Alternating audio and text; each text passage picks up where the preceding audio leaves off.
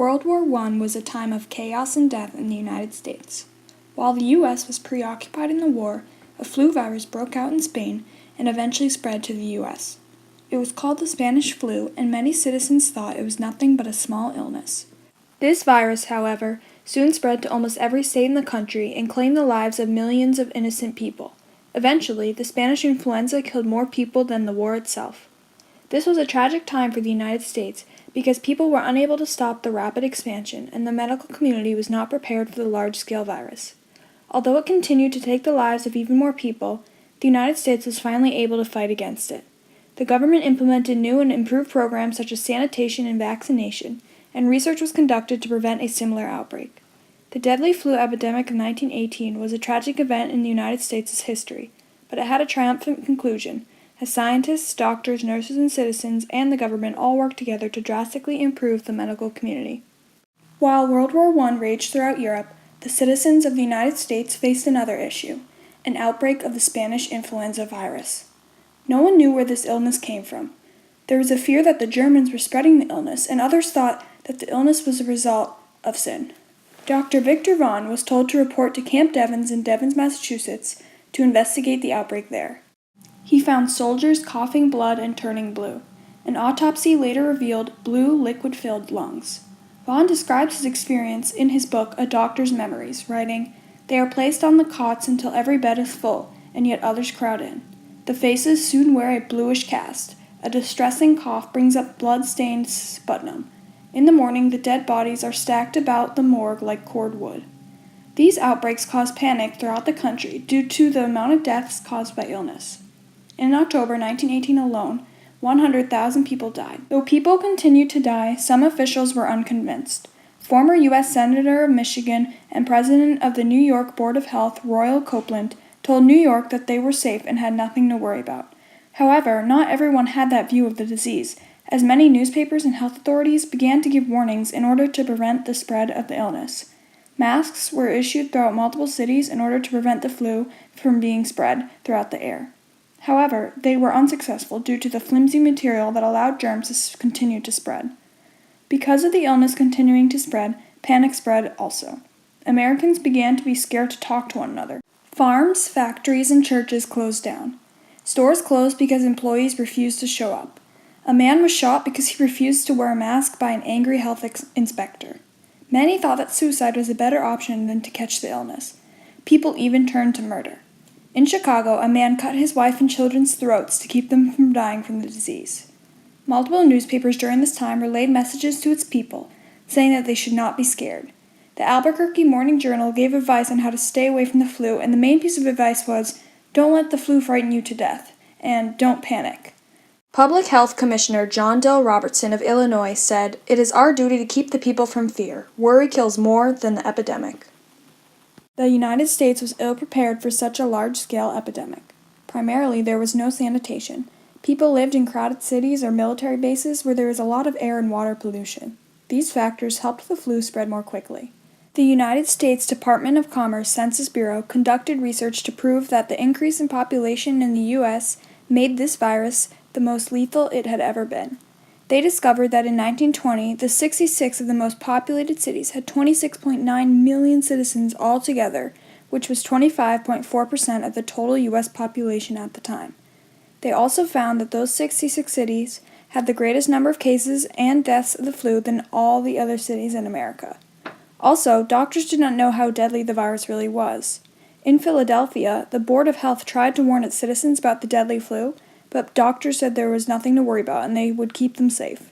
They told their people to stop panicking and they should not let the flu frighten them to death. The Los Angeles Public Health Director also said, "If ordinary precautions are observed, there is no cause for alarm."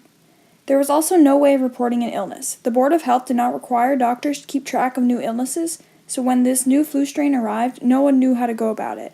The U.S. did not even expect the flu to be as large as it was, so no research was done beforehand on how to treat or cure it. The United States did not have the technological tools to go about the flu either. There were no vaccines or other medications that could lessen the symptoms of the flu. Nurses and doctors attempted to save everyone who contracted the virus, but were unsuccessful because there was no clear way to cure it. Scientists and physicians tried to create a vaccine, but none proved successful at the time. One physician gave 25 sick patients hydrogen peroxide, thinking that it would get oxygen into their blood. 13 recovered and 12 died, so it was not used again. While some people were searching for a vaccine, many doctors and nurses were in Europe to treat the soldiers fighting in World War I. Able-bodied doctors were taken out of retirement to try and treat the patients and give their advice on how to help them. Dorothy Deming was a student nurse who worked at Presbyterian Hospital in New York during the height of the pandemic. She describes her experience while she was working there. Because of this, there were only a few senior nurses that were responsible to oversee many difficult wards filled with many different nurses. In addition, many of the wards were extremely overcrowded. Deming talks about this, writing, "Normally our ward cared for 24 patients. Now we had 6 more patients in adjacent bedrooms, 32 very sick women assigned to me and a classmate." Because of the lack of a cure, Deming describes that her primary job, along with the other nurses, was to console the patients. In addition, they learned to judge whether the patients would live or die and act accordingly. However, they were able to give the patients heart and respiratory stimulants. Many home remedies were also created to try and cure the patients. According to Deming, they tried cough medicines such as camphor and oil and caffeine. Unfortunately, many of them were unsuccessful. Although the Spanish influenza was a tragic time for the United States because of the millions of deaths and the realization that this form of the flu was the most lethal it had ever been, it paved the pathway to a better medical community. First off, sanitation improved drastically.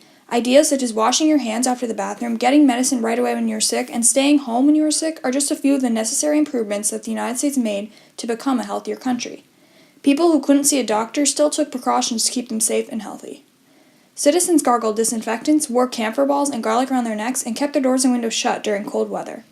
Newspaper advertisements were everywhere as well, and some wrote how one way to keep the flu is to keep your feet dry. Camp A.A. Humphreys in Belvoir, Virginia, implemented these same ideas at their military base. Each soldier was given 100 square feet of floor space so that they were not all crowded together.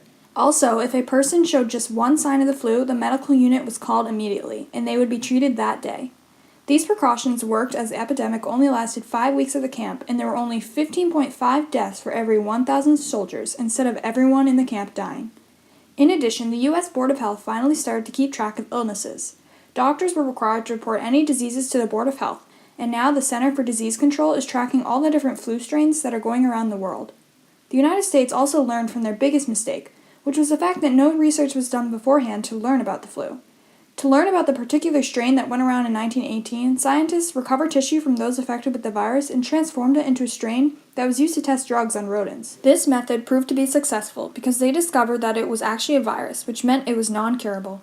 Scientists began researching different drugs and medicines, and currently, research today is conducted in a similar manner. The World Health Organization monitors and reports illnesses to the whole world, while the Center for Disease Control and Prevention globally reports responses to other health diseases. Scientists and doctors worked together to help improve the medical community.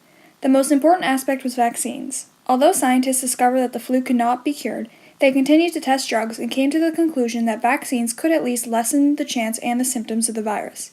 This led to the creation of antiviral medication. An antiviral medication boosts the immune system response to the flu and makes the symptoms less threatening. This medication is used today when people get sick, and vaccines are used every year to protect people from the flu. They are usually made in eggs, but not all are successful. According to Dr. Steven Zinner, an infectious disease specialist at Mount Auburn Hospital, the virus is always changing, so new vaccines have to be created every year to be the best at treating it. In addition, it is easier for doctors today to tell if someone has the flu. They only have to do a throat swab and look under the microscope to see. Back in the 1900s, there was no way to be certain. Also, in regards to the flu, doctors are trained how to recognize an outbreak of a similar agent and to know that the flu can mutate and spread to become even more dangerous. The flu epidemic was a tragic yet triumphant part of America's history. Without it, the United States medical field would not be as successful as it is now. With doctors, scientists, government, and citizens all stepping in to do their part, the United States has come back from the numerous losses and has used what they learned to better their community.